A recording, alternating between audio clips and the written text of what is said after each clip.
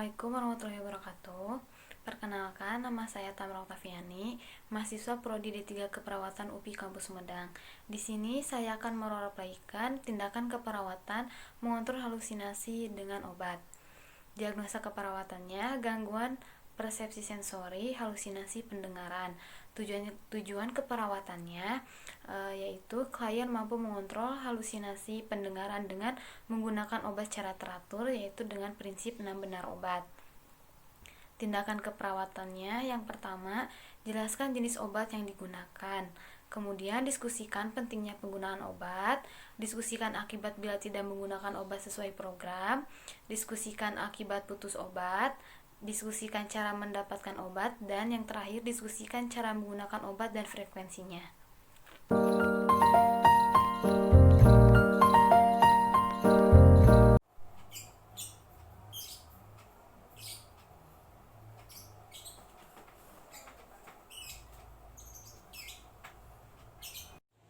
Assalamualaikum, selamat pagi Ibu. Waalaikumsalam, selamat pagi Sus. Ibu masih ingat dengan saya? Masih. Coba sebutkan siapa nama saya. Suster Tamara. Baik Ibu, betul, saya Suster Tamara, mahasiswa D3 Keperawatan UPI Kampus Sumedang, yang kebetulan hari ini sedang dinas dari pukul 7 sampai pukul 2 siang. Ternyata Ibu masih ingat ya dengan saya. Ibu, bagaimana perasaannya hari ini? Saya merasa lebih baik Sus. Baik Ibu, apakah Ibu sudah sarapan pagi? Sudah Sus. Ibu sudah melakukan kegiatan apa saja pagi ini? Saya tidak melakukan kegiatan apapun Sus. Saya hanya berdiam diri di kamar. Baik, apakah Ibu masih suka mendengar suara yang mengejek dan mengajak Ibu bercakap-cakap? Masih Sus. Apakah Ibu suka melakukan apa yang telah kita pelajari kemarin? Iya Sus. Apakah dengan menghardik dan mengabaikan suara-suara yang Ibu dengar, Ibu masih suka mendengar suaranya? Masih Sus. Baik Ibu, coba sekarang Ibu praktekkan kepada saya bagaimana melakukannya. Jadi apabila saya mendengar suara-suara tersebut, saya harus berkata, pergi, itu hanya suara palsu. Baik Ibu, bagus. Nah Ibu sekarang sudah bisa ya Bu melakukan kegiatan menghardik dan mengabaikan suara yang Ibu dengar, walaupun kadang Ibu masih suka diingatkan. Baik Ibu, sesuai dengan janji kita kemarin, hari ini kita akan berlatih cara yang kedua dari upacara mengendalikan suara-suara. Cara kedua itu yaitu dengan menggunakan obat secara teratur. Apakah Ibu bersedia? Iya Sus, saya bersedia. Baik, berapa lama Ibu mau berbincang dengan saya? Bagaimana kalau waktunya 15 menit? Iya Sus. Baik Ibu. Ibu untuk tempat berbincang-bincang Ibu mau di mana? Di kamar saja Sus. Baik, jika Ibu mau di kamar ya Bu. Nah, hari ini kita akan melakukan mengontrol halusinasi yang kedua, yaitu dengan meminum obat. Nah, obat ini harus diminum secara teratur ya Bu. Nah, ada 3 macam obatnya ya Bu. Nah, ini yang warnanya orange namanya CPZ atau chlorpromazine. Dosisnya itu 25 mg. Diminum 3 kali sehari sesudah makan. Untuk jamnya jam 7 pagi, jam 1 siang, dan jam 7 malam. Gunanya obat ini itu untuk menghilangkan suara-suara yang Ibu dengar. Kemudian obat ini yang warnanya putih namanya THP atau trihexyphenidyl. Dosisnya itu 2 mg, diminum 3 kali sehari sesudah makan. Jamnya sama, jam 7 pagi, jam 1 siang, dan jam 7 malam. Gunanya obat ini untuk agar Ibu rileks dan tidak kaku.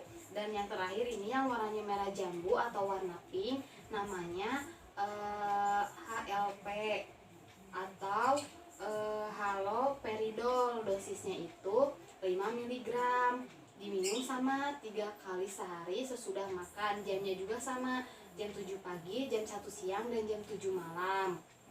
Gunanya obat ini itu agar Ibu tenang, tidurnya pun menjadi nyenyak, dan berkurang rasa marah dan mondar-mandirnya ya Bu. Nah, bila nanti Ibu merasakan kering di mulut, Ibu bisa melakukan untuk menghisap es batu dan bisa diminta kepada perawat. Dan jika nanti merasa mata berkunang-kunang, Ibu bisa istirahat dan jangan beraktivitas dulu ya Bu. Nah, kemudian jika suara-suara tersebut sudah hilang, Ibu tetap harus meminum obat secara teratur dan jangan menghentikannya tanpa berkonsultasi dengan dokter. Nah, jika ibu menghentikan minum obat, nanti suara-suara tersebut bisa muncul kembali ya Bu.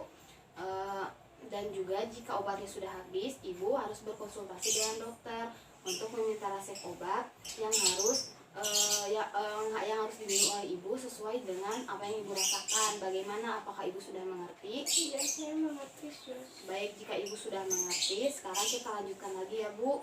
Nah, sebelum ibu minum obat, ibu juga harus memperhatikan obat yang benar, yang artinya ibu itu harus membaca label yang tertera di bungkus obat. Nah, ibu juga harus teliti apakah benar nama ibu yang tertera di kemasan obat.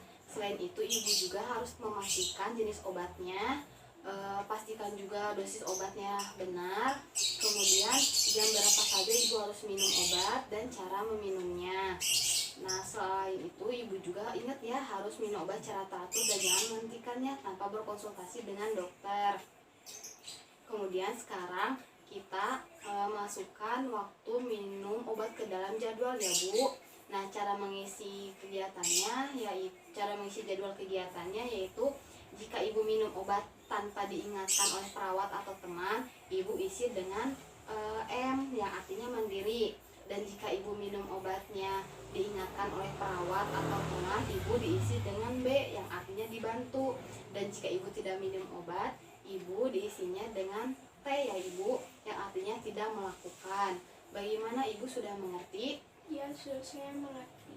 Baik, sekarang coba kita ulangi kembali ya Bu, bagaimana cara mengisi jadwalnya Bu?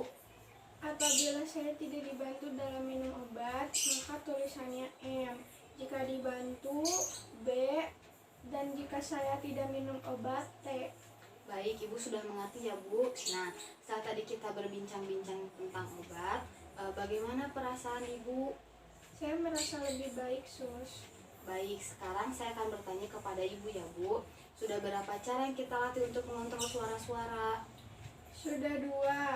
Coba ibu sebutkan dari 2 cara tersebut. Yang pertama dengan cara menghardik, yang kedua dengan cara minum obat. Baik ibu, betul ibu. Nah, ada berapa macam yang obat yang harus ibu minum dan pada jam berapa saja ibu harus meminumnya? Ada 3 macam. Untuk waktunya jam 7 pagi, jam 1 siang, dan jam 7 malam. Baik, ibu sudah mengerti ya Bu. Jadwal minum obat sudah kita buat ya Bu, yaitu jam 7 pagi, jam 1 siang, dan jam 7 malam pada jadwal kegiatan ibu. Nah, sekarang kita masukkan ke dalam jadwal minum obat yang sudah tadi kita buat. Jangan lupa untuk melakukan semua dengan teratur ya Bu. Iya, Sus. Besok kita akan bertemu kembali ya Bu untuk berbincang-bincang tentang manfaat obat dan berarti cara yang ketiga yaitu dengan bercakap-cakap. Apakah ibu bersedia? Iya, Sus, saya bersedia. Baik, besok saya akan datang kembali ya Bu pagi-pagi sekitar jam 9. Apakah ibu bisa? Bisa, Sus. Baik, ibu nanti tempatnya untuk berbincang-bincang kita lakukan di ruangan ini saja ya ibu agar lebih nyaman. Iya, Sus.